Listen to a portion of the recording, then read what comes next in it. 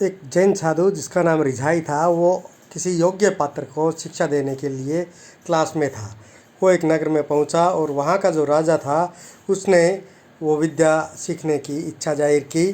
तो जैन साधु रिझाई ने कहा कि मैं आपको शिक्षा तो अवश्य दूंगा, परंतु उसके लिए आपको यहाँ पे महल में नहीं बल्कि मेरी कुटिया में आना होगा।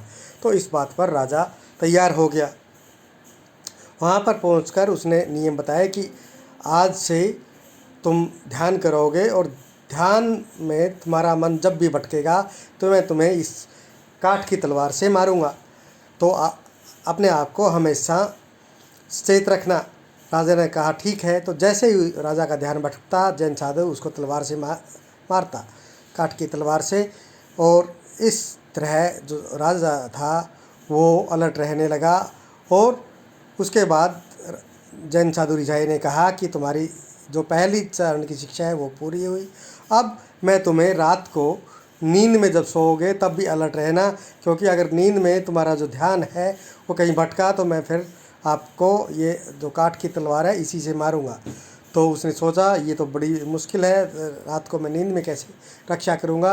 परंतु कुछ समय बाद ही उसने पाया कि वो नींद में भी अपनी रक्षा करने लगा और वो ढाल लेकर सोता और जैसे ही उस पर वार होता तो वो अपना बचाव अपने आप कर लेता। कुछ समय बाद जैन साधु रिझाई ने राजा को कहा कि तुम्हारे दूसरे चरण की शिक्षा भी पूरी हुई, अब तुम्हारे तीसरे चरण की शिक्षा पूरी होती है और अब मैं तुम्हें काठ की तलवार से नहीं बल्कि असली तलवार से प्रहार करूँगा और अब तुम अपनी जान बचाना। जब भी तुम्हारा ध्यान भटकेगा मैं तुम्हें इस असली तलवार से मारूँगा। तो अब राजा डर गया, परंतु उसने वचन दिया था जैन साधु रिझाई को कि वो अपनी शिक्षा उसके मार्गदर्शन में पूरी करेगा।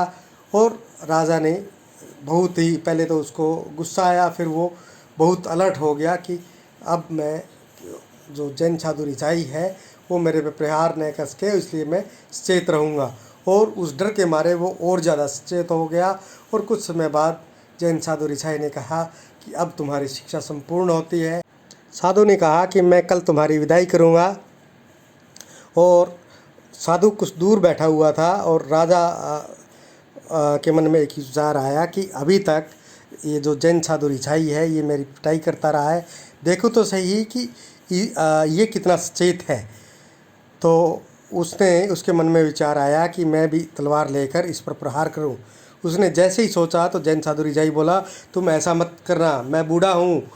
तो वो राजा था वो एकदम चौंक गया कि उसको ये कैसे पता लगा कि मैं उसके ऊपर प्रहार करने वाला हूँ।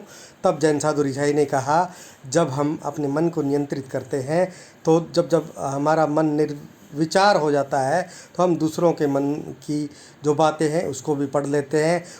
इस कहानी से हमें ये पता चलता है कि हम अपने मन को न केवल शांत कर सकते हैं बट लोगों के विचारों तक हम जान सकते हैं।